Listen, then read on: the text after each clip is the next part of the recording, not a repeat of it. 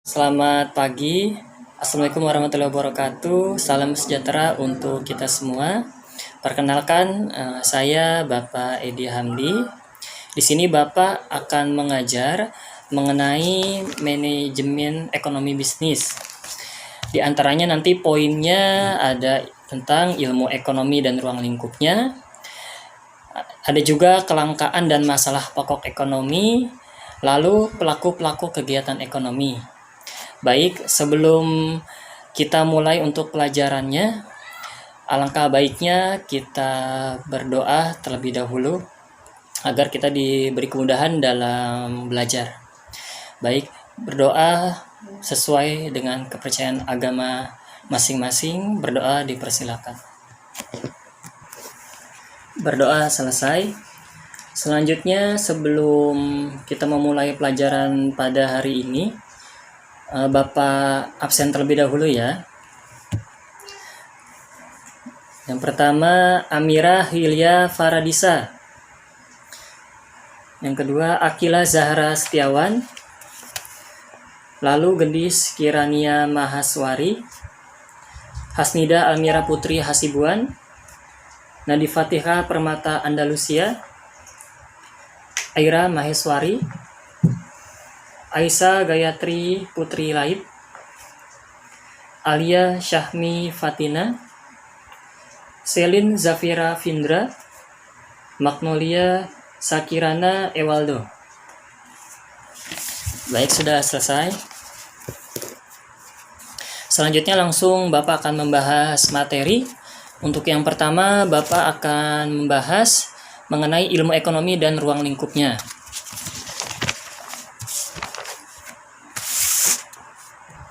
Pengertian ilmu ekonomi. Sebelumnya ada yang tahu pengertian ilmu ekonomi apa? Baik, di sini Bapak akan coba jelaskan. Ilmu ekonomi, istilah ekonomi berasal dari bahasa Yunani, asal kata oikosnomos atau oikonomia, yang artinya manajemen urusan rumah tangga, khususnya penyediaan dan administrasi pendapatan. Namun, sejak perolehan maupun penggunaan kekayaan sumber daya secara fundamental perlu diadakan efisiensi termasuk pekerja dan produksinya, maka dalam bahasa modern istilah ekonomi tersebut menunjuk terhadap prinsip usaha maupun metode untuk mencapai tujuan dengan alat-alat sesedikit mungkin. Berikut ini akan dijelaskan beberapa definisi tentang ilmu ekonomi. Di sini Bapak akan menerangkan pengertian ilmu ekonomi menurut beberapa para ahli. Di antaranya menurut Albert Elmers, ilmu ekonomi adalah ilmu yang mempersoalkan kebutuhan dan pemuasan kebutuhan manusia. Kata kunci dari definisi ini adalah pertama, tentang kebutuhan, yaitu suatu keperluan manusia terhadap barang-barang dan jasa-jasa yang sifatnya dan jenisnya sangat bermacam-macam dalam jumlah yang tidak terbatas. Untuk poin yang kedua, tentang pemuas kebutuhan yang memiliki ciri-ciri terbatas adanya. Aspek yang kedua inilah menurut Lispey yang menimbulkan masalah dalam ekonomi, yaitu karena adanya suatu kenyataan yang senjang karena kebutuhan manusia terhadap barang dan jasa jumlahnya tak terbatas, sedangkan di lain pihak barang-barang dan jasa sebagai alat pemuas kebutuhan sifatnya langka atau terbatas. Itulah sebabnya maka manusia di dalam hidupnya selalu berhadapan dengan kekecewaan maupun ketidakpastian. Definisi ini nampaknya begitu luas sehingga kita sulit memahami secara spesifik. Lalu dari para ahli yang kedua, dari ahli ekonomi lainnya yaitu G.L. Mage. G.L. Mage mengemukakan bahwa ilmu ekonomi adalah ilmu tentang usaha manusia ke arah kemakmuran. Pendapat tersebut sangat realistis karena ditinjau dari aspek ekonomi, di mana manusia sebagai makhluk ekonomi pada hakikatnya mengarah kepada pencapaian kemakmuran. Kemakmuran di sini menjadi tujuan sentral dalam kehidupan manusia secara ekonomi, sesuai yang dituliskan pelopor liberalisme ekonomi oleh Adam Smith dalam buku An Inquiry into the Nature and Cause of the World of Nation tahun 1976 lalu, dengan cara bagaimana manusia itu berusaha mencapai kemakmurannya dalam definisi yang dikemukakan Mage memang tidak dijelaskan. Pendapat yang umum digunakan yaitu mengacu pada seseorang ekonom yang bernama Paul Samuelson. Paul Samuelson, ia mengartikan ilmu ekonomi sebagai suatu studi mengenai individu-individu dan masyarakat untuk membuat suatu pilihan dengan atas nama penggunaan uang dengan menggunakan sumber daya yang terbatas, tetapi dapat digunakan dalam berbagai cara untuk menghasilkan berbagai macam barang untuk dikonsumsi sekarang dan masa mendatang kepada berbagai individu dan golongan masyarakat. Baik, selanjutnya untuk poin yang B di ruang lingkup ilmu ekonomi. Ilmu ekonomi memiliki ruang lingkup mikro dan makro sehingga mudah untuk dipelajari. Keduanya memberikan batasan dan asumsi yang jelas, sedangkan teori ekonomi adalah pandangan-pandangan yang menggambarkan sifat hubungan yang sebenarnya atau nyata dalam kegiatan ekonomi dan ramalan peristiwa yang akan terjadi apabila suatu keadaan yang mempengaruhinya mengalami perubahan. Teori ekonomi dibagi menjadi dua, yaitu teori ekonomi mikro dan teori ekonomi makro. Yang pertama, Bapak akan membahas mengenai ekonomi mikro. Secara sederhana, ekonomi mikro berarti ilmu ekonomi kecil, karena mikro berasal dari bahasa Inggris yang berarti kecil. Siap. Ekonomi mikro adalah cabang dari ilmu ekonomi yang secara khusus membahas perilaku individu dan perusahaan yang dihadapkan pada keterbatasan sumber daya. Ekonomi mikro lebih membahas kegiatan ekonomi dari perspektif individual, seperti individu sebagai seorang konsumen, individu dalam memanfaatkan faktor-faktor produksi, dan individu sebagai seorang produsen. Sikap dan perilaku konsumen tercermin dalam menggunakan pendapat yang diperolehnya, sedangkan sikap dan perilaku produsen tercermin dalam menawarkan barangnya.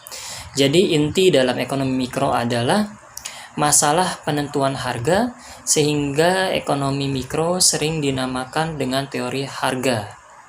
Tujuan dan sasaran analisis ekonomi mikro lebih dititik beratkan kepada bagaimana membuat pilihan untuk yang pertama mewujudkan efisiensi dalam penggunaan sumber-sumber, untuk yang kedua mencapai kepuasan yang maksimum.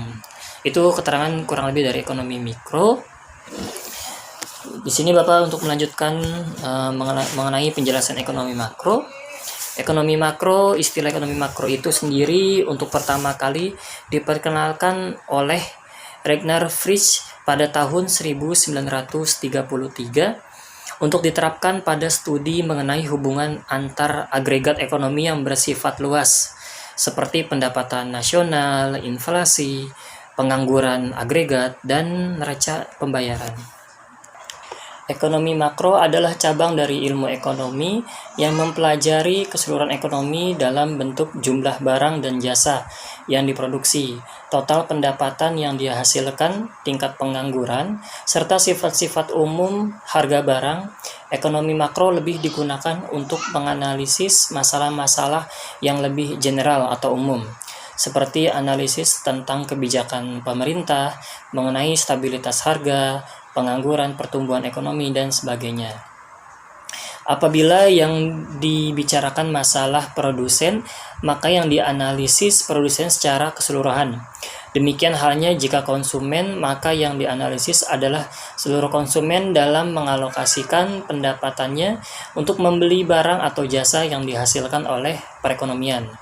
Demikian juga dengan variabel permintaan, penawaran, perusahaan, harga, dan variabel lainnya. Intinya ekonomi makro menganalisis penentuan tingkat kegiatan ekonomi yang diukur dari pendapatan, sehingga ekonomi makro sering dinampakkan sebagai teori pendapatan, income theory.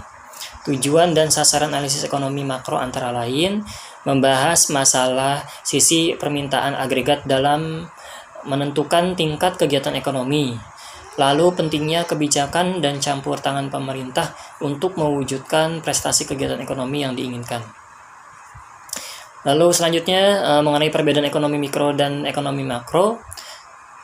Di antaranya untuk membedakan konsep ekonomi mikro dan ekonomi makro, kita akan lihat masing-masing analisis dari ekonomi mikro dan ekonomi makro. Untuk yang pertama, analisis ekonomi mikro terdiri atas teori harga, teori produksi, dan teori distribusi. Hal tersebut dapat diuraikan sebagai berikut. Poin yang pertama, teori harga. Antara lain, membahas proses pembentukan harga oleh interaksi antar penawaran dan permintaan akan barang dan jasa di dalam suatu pasar. Faktor-faktor yang mempengaruhi perubahan permintaan dan penawaran, hubungan antara harga permintaan dan penawaran, lalu bentuk-bentuk pasar, dan sebagainya. Untuk poin yang kedua, teori produksi, antara lain menganalisa masalah biaya produksi, tingkat produksi yang paling menguntungkan produsen, serta kombinasi faktor-faktor produksi yang harus dipilih oleh produsen agar tujuan untuk mencapai laba maksimum tercapai. Untuk poin yang ketiga, teori distribusi membahas faktor-faktor yang menentukan tingkat upah tenaga kerja, tingkat bunga yang harus dibayar karena penggunaan modal, dan tingkat keuntungan yang diperoleh para pengusaha. Lalu analisis ekonomi makro. Kebalikan dari ekonomi mikro, yaitu ekonomi makro menganalisis keadaan keseluruhan dari kegiatan perekonomian. Ekonomi makro tidak membahas kegiatan yang dilakukan oleh seorang produsen, seorang konsumen, atau seorang pemilik faktor produksi, tetapi pada keseluruhan tindakan para konsumen, para pengusaha, dan pemerintah, lembaga-lembaga keuangan, dan negara lain, serta bagaimana pengaruh tindakan-tindakan tersebut terhadap perekonomian secara keseluruhan. Secara umum, ekonomi makro membahas kurang lebih ada 4 poin. Untuk yang pertama, pendapatan nasional, yakni keseluruhan pendapatan yang diperoleh suatu negara dalam periode tertentu. Poin yang kedua, kesempatan kerja, yakni menganalisa ketenagakerjaan yang bertujuan untuk meningkatkan kesempatan kerja dan mengurangi angka pengangguran. Poin yang ketiga, stabilitas harga, yakni mencegah lonjakan harga yang terlalu tajam atau cepat yang dapat mengakibatkan inefisiensi dalam perekonomian. Untuk poin yang keempat, perdagangan internasional, di mana terjadi perdagangan antar negara berupa kegiatan ekspor dan impor yang bertujuan untuk meningkatkan efisiensi dan pertumbuhan ekonomi nasional. Selanjutnya, untuk jenis ilmu ekonomi, terdapat 3 analisis dalam mempelajari ekonomi, yaitu ekonomi deskriptif, teori ekonomi, dan ekonomi terapan. Untuk yang pertama, ekonomi deskriptif. Ekonomi deskriptif menggambarkan keadaan yang sebenarnya wujud dalam perekonomian. Misalnya krisis moneter dan krisis ekonomi yang terjadi pada tahun 1998 di Indonesia. Tugas utamanya mengumpulkan keterangan-keterangan faktual yang relevan dengan masalah ekonomi. Deskripsi masalah ekonomi menjadi rumit berkaitan dengan fakta bahwa aspek manusia dipengaruhi oleh banyak faktor dalam perilakunya. Hal ini terjadi karena dalam masyarakat perubahan-perubahan yang terjadi bersifat kompleks dan tentunya tidak hanya dipengaruhi oleh variabel-variabel ekonomi saja. Untuk yang kedua, teori ekonomi. Teori ekonomi memberikan pandangan-pandangan yang menggambarkan sifat hubungan yang wujud dalam kegiatan ekonomi dan ramalan tentang peristiwa yang terjadi apabila suatu keadaan yang mempengaruhinya mengalami perubahan. Tugas teori ekonomi adalah memberikan abstraksi dari kenyataan yang terjadi dalam perekonomian. Ekonomi bersifat kompleks, untuk itu perlu penyederhanaan dan abstraksi yang dituangkan dalam teori. Untuk yang ketiga, ekonomi terapan. Ekonomi terapan merupakan salah satu cabang ilmu ekonomi yang menelaah tentang kebijakan yang perlu dilaksanakan untuk mengatasi permasalahan-permasalahan yang timbul dalam perekonomian. Ekonomi terapan disebut juga ekonomi kebijakan. Dengan mengambil konsep dalam teori ekonomi, dicoba untuk menerapkannya dalam kegiatan ekonomi dengan tetap memperhatikan pada data dan fakta yang dikumpulkan oleh ekonomi deskriptif. Tujuan diterapkannya kebijakan ekonomi antara lain, yang pertama, mencapai pertumbuhan ekonomi yang pesat. Untuk yang kedua, menciptakan stabilan harga. Yang ketiga, mengatasi masalah pengangguran. Dan yang keempat, mewujudkan distribusi pendapatan yang merata. Lalu metode ilmu ekonomi ada 4 metode. Untuk yang pertama, metode induktif.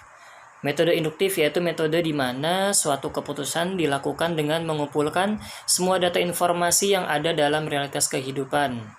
Realitas tersebut mencakup setiap unsur kehidupan yang dialami kehidupan keluarga, masyarakat lokal, yang mencoba mencari jalan pemecahan sehingga upaya pemenuhan kebutuhan tersebut dapat dikaji secara mungkin.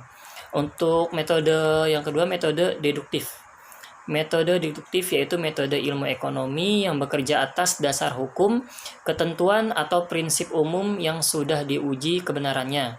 Dengan metode ini, ilmu ekonomi mencoba menetapkan cara pemecahan masalah sesuai dengan acuan, prinsip hukum, dan ketentuan yang ada dalam ilmu ekonomi.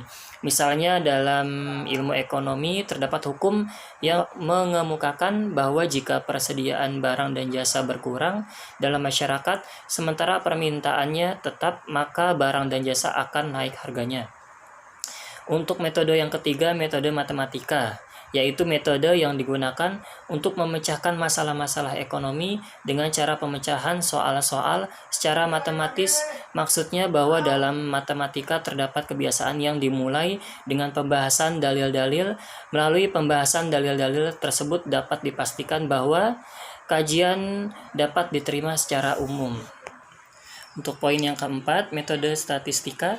Metode statistika yaitu suatu metode pemecahan masalah ekonomi dengan cara pengumpulan, pengolahan, analisis, penafsiran, dan penyajian data dalam bentuk angka-angka secara estatistik. Dari angka-angka yang disajikan kemudian dapat diketahui permasalahan yang sesungguhnya. Baik, untuk materi hari ini cukup sampai sini. Untuk selebihnya nanti akan Bapak lanjutkan minggu depan mengenai kelangkaan dan masalah pokok ekonomi dan pelaku-pelaku kegiatan ekonomi. Baik, terima kasih Bapak ucapkan. Sebelum Bapak akhiri, kita berdoa agar pelajaran kita pada hari ini bermanfaat dan menjadi penambah wawasan untuk kita semua. Berdoa, Bapak persilakan. Baik, terima kasih sekali lagi. Bapak akhiri. Billahi taufiq wal hidayah. Wassalamualaikum warahmatullahi wabarakatuh.